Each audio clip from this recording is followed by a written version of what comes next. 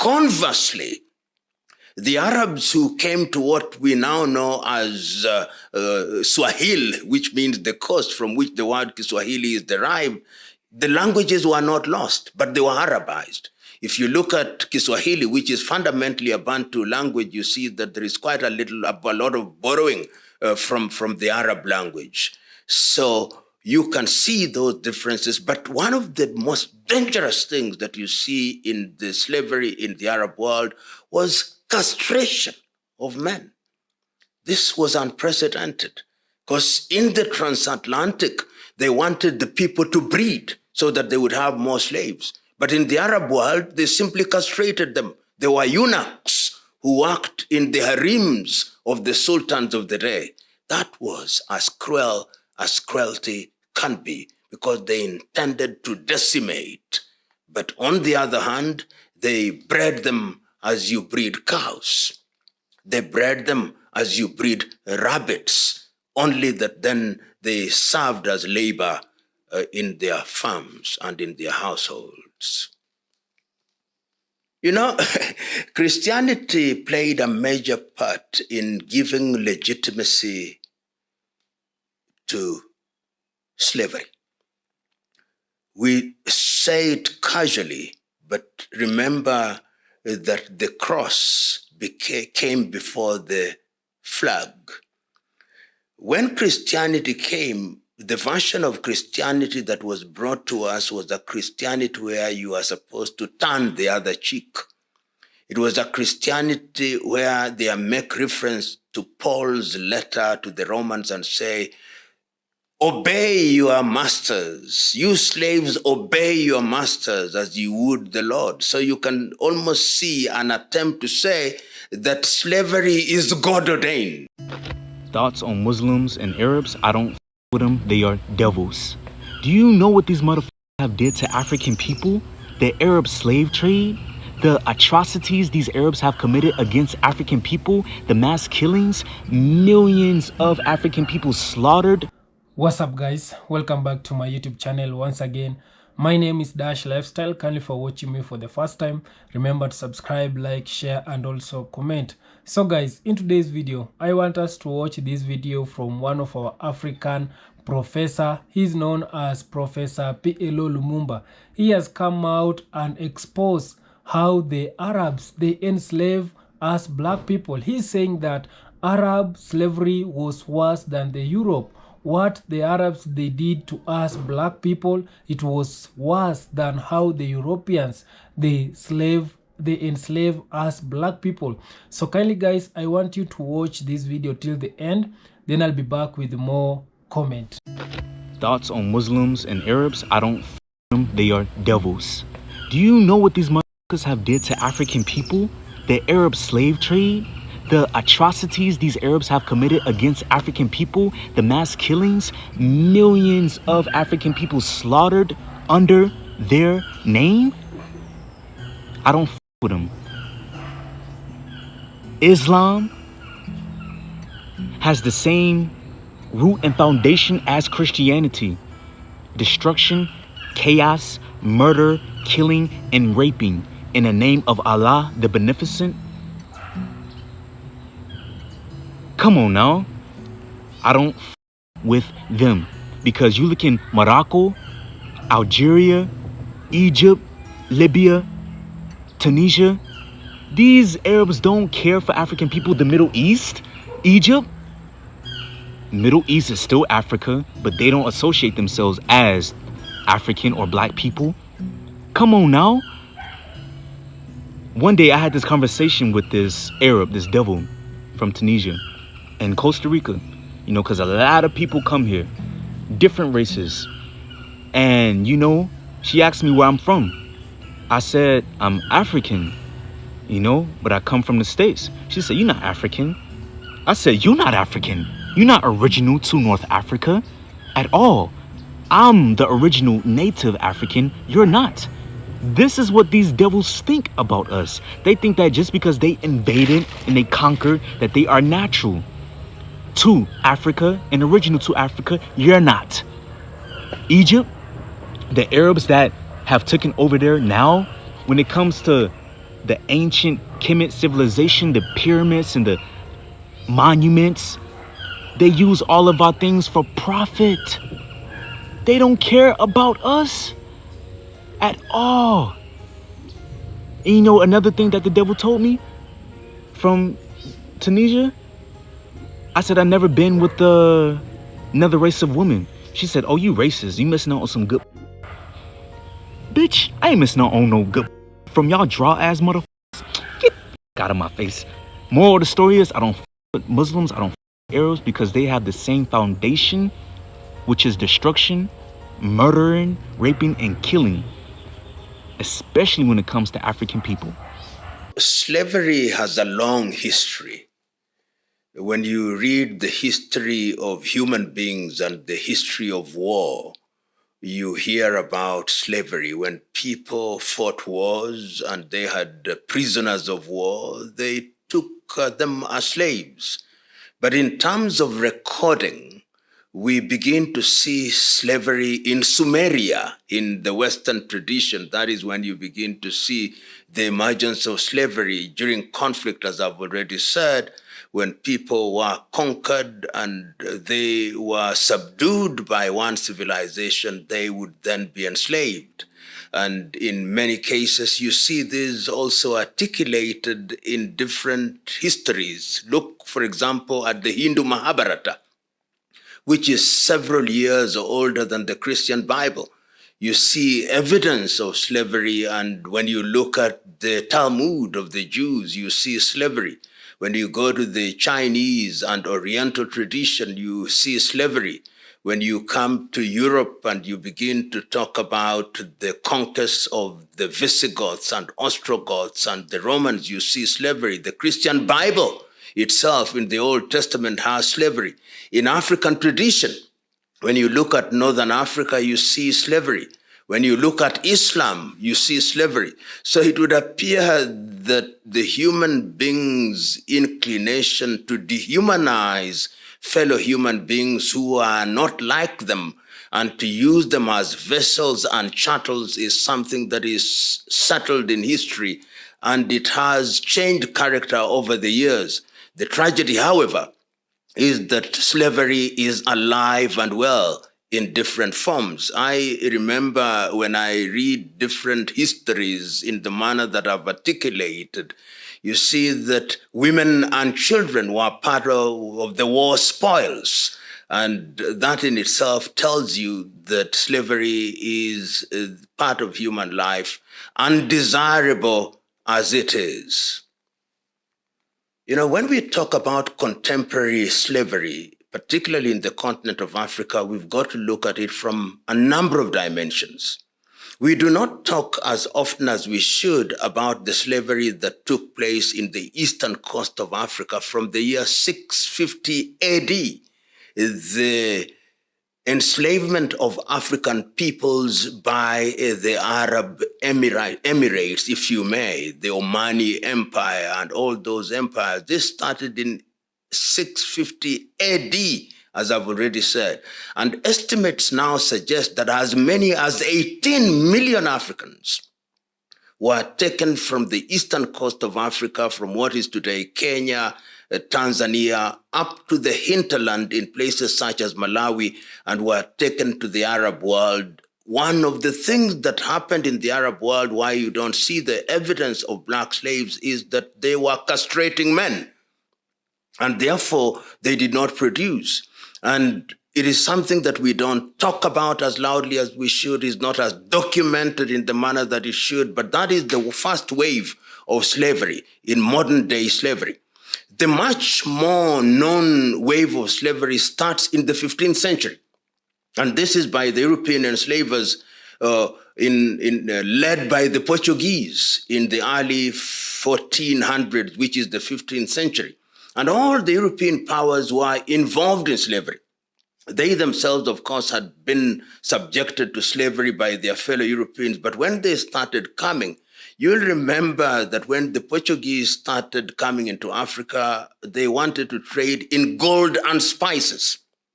But then they discovered that there was another commodity, the human being. And it is interesting that even the now very quiet European powers were involved in what later became the Transatlantic triangle of slavery. The Danes were there. If you look at the Cape Coast Castle in Ghana, in what is today Ghana, they participated in the building of it. The Swedes were there. The Norwegians were there. The Dutch were there. The British were there. The French were there. The Spaniards were there. The Germans were there. So modern day slavery as we know it was actually animated by the need for labor within Europe. And as I've already said, the Portuguese were in the forefront of it. And then initially they were taking the slaves to the motherland. So you'd find some dark-skinned individuals in Lisbon, in Spain. And when they started conquering different parts of the world with the activities of individuals like Vasco da Gama and Christopher Columbus, you now begin to see slaves, African slaves, being transported from the western part, particularly Nigeria, Gambia, Senegal, Equatorial Guinea, and ultimately on the southern part in Angola, being transported to what are now the Caribbean, to Jamaica, to Trinidad and Tobago, to St. Vincent's and Grenadines, to Brazil, to Colombia, to ultimately to Costa Rica. And when the Americans get involved in slavery, of course, they are then taken to the United States of America and even to parts of Europe. That then became known as the Transatlantic trade. And records now show that nearly 12 million, and these are conservative estimates, of Africans were taken to what were described as the new lands to work their lands.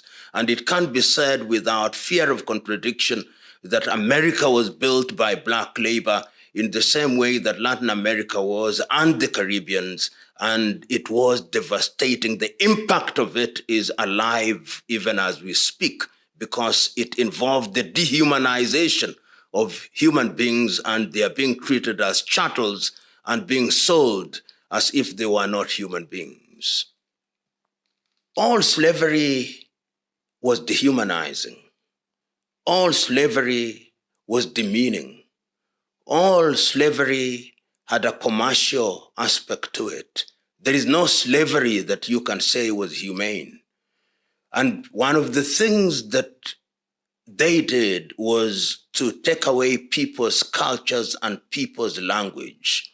You can say, for example, that in the Arab world, because of the lack of documentation, you don't see the descendants of slaves in the manner that we see it in the United States of America or in the Caribbean. But one can say, for one thing, that what they did was to convert people into chattels, and it made those parts of the world richer. But the Arabs also did something else that the transatlantic slave perhaps did not do as effectively as they did, is that some of them came into the hinterland and married. So you can see the process of Arabization. This is a similarity rather than a difference. The Arabization of the eastern coast of Africa and the Islamization, because they came, and in the process of enslaving, they also Islamize and Arabize. And you see people having names which are fundamentally Arab and Islamized. Even the Arab names were Islamized. And then when you go to the transatlantic trade, it was a complete transplantation of the people and the destruction of their culture, so that people lost their languages. If you go to the United States of America, those who went there who are Yorubas, those who are Wolofs, those who are Igbos, or those who are Temne, or those who are Mende, or those who are Ovambo, those who are Ovimbundu, they all lost their culture so that you cannot trace their language. Conversely, the Arabs who came to what we now know as Swahili, which means the coast from which the word Kiswahili is derived, the languages were not lost, but they were Arabized. If you look at Kiswahili, which is fundamentally a Bantu language, you see that there is quite a lot of borrowing from the Arab language. So you can see those differences. But one of the most dangerous things that you see in the slavery in the Arab world was castration of men. This was unprecedented because in the Transatlantic, they wanted the people to breed so that they would have more slaves. But in the Arab world, they simply castrated them. They were eunuchs who worked in the harems of the sultans of the day. That was as cruel as cruelty can be because they intended to decimate. But on the other hand, they bred them as you breed cows. They bred them as you breed rabbits, only that then they served as labor in their farms and in their households. You know, Christianity played a major part in giving legitimacy to slavery. We say it casually, but remember that the cross came before the flag. When Christianity came, the version of Christianity that was brought to us was a Christianity where you are supposed to turn the other cheek. It was a Christianity where they make reference to Paul's letter to the Romans and say, obey your masters. You slaves, obey your masters as you would the Lord. So you can almost see an attempt to say that slavery is God-ordained. And when they are preaching, whether it's the Catholic Church, they are now all apologizing that they were complicit in slavery.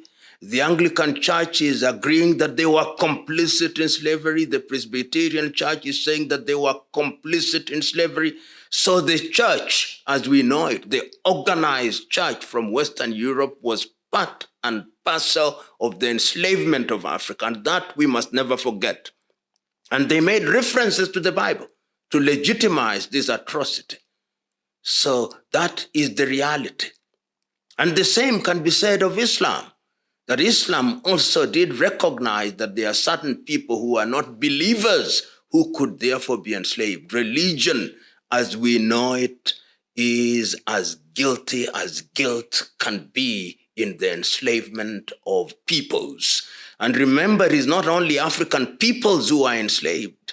Even other individuals or other groups of individuals in different parts of the world were enslaved and or dehumanized. If you go to the Latin America, the Arawak people were decimated and religion was in the forefront. In the name of God,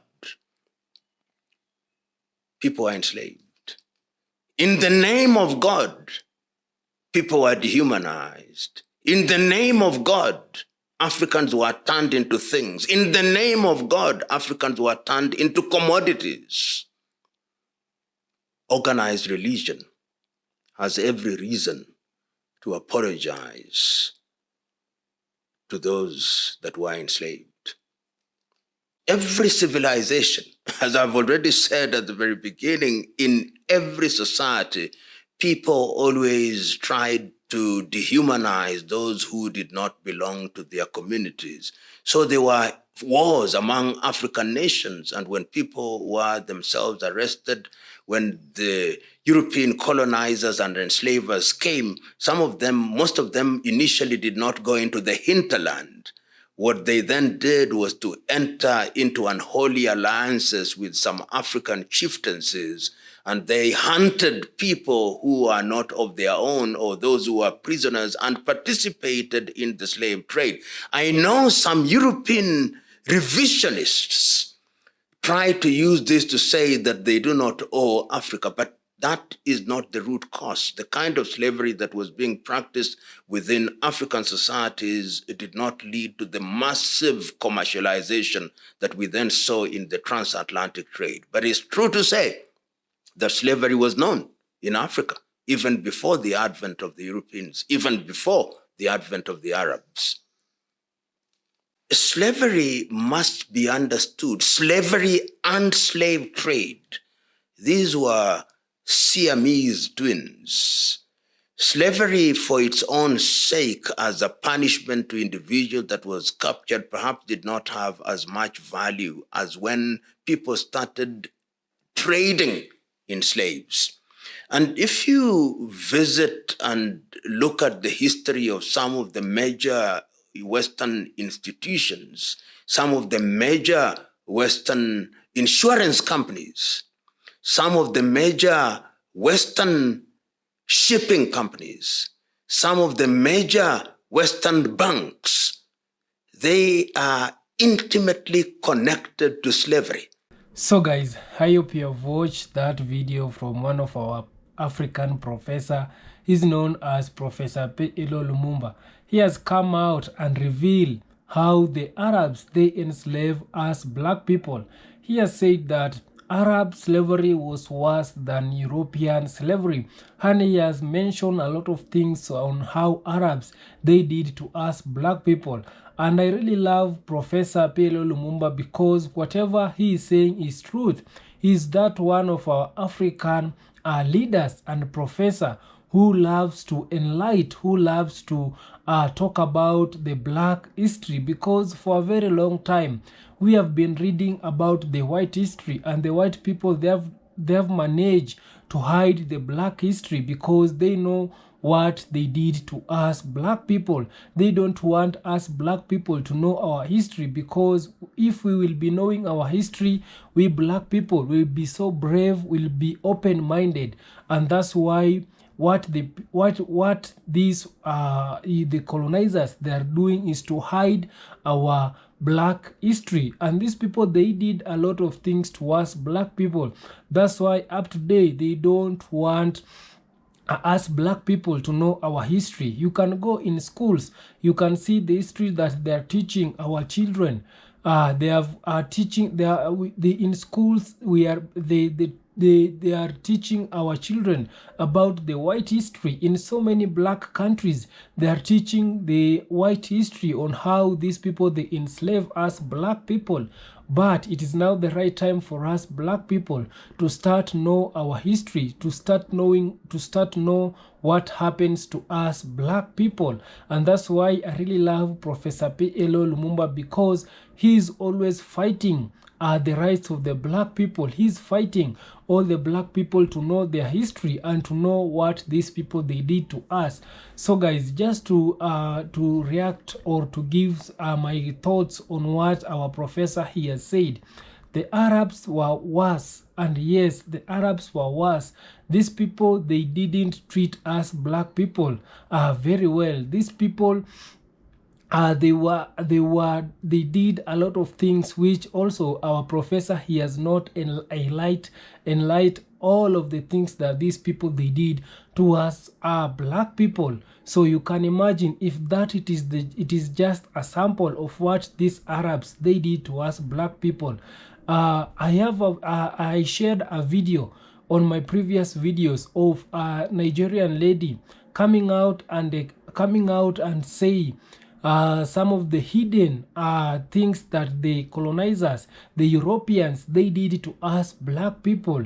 That video, it was so emotional to watch, because the Nigerian lady, she came out and enlightened all of the things that these white people, the colonizers, they did to us black people. And for me, I keep on wondering, why is it all these other races, the white races, they usually find it easy to colonize us black people? We black people, why are we in like each and every races, they want to colonize us black people? Because also up to date there is a modern slavery which it is going on, and this modern slavery, it has been started by the Chinese people. The Chinese people, they are all over black country. Yeah, the Chinese people, they are all over black country, and what they are doing, it is just they are doing a modern slavery. Because when they came to your country, yes, I agree, they will bring a lot of development, but you can see these people, they also want land. they don't want your money, they want land so that they can be in your land, so that they can do some of the things while they are in your land. And that's why I keep on telling you that this is modern slavery which the Chinese they have started. So it is like we black people, if we are not be careful, all these other races they will be slaved by these all races, the Europeans, the Arabs, now the Chinese. So we black people, we need to wake up. Our leaders, they need to wake up and start working according to the will of us black people. We black people, we need to come together, we need to unite so that we can be more powerful. And for me, I keep on telling you that these other races, what they fear is black people, and that's why what they are doing is to divide us black people. It is to brainwash us black people so that we cannot know our history, because we black people, we are the real indigenous people. Black people, we are the majority, we are not the minority in this world. And black people, we are the true Jewish. So this is tell you that we as black people, we are the real people of this world. So kindly guys, I want us black people to come together, starting teach our children about our own history. And these people, whatever they did to us black people, they also need to pay us. They need to compensate us. They need to pay reparation so that we as black people, we can be compensated from what these other races they did to us. So kindly guys, subscribe if you haven't, like this video, share, and also comment. See you on my next one. Bye bye.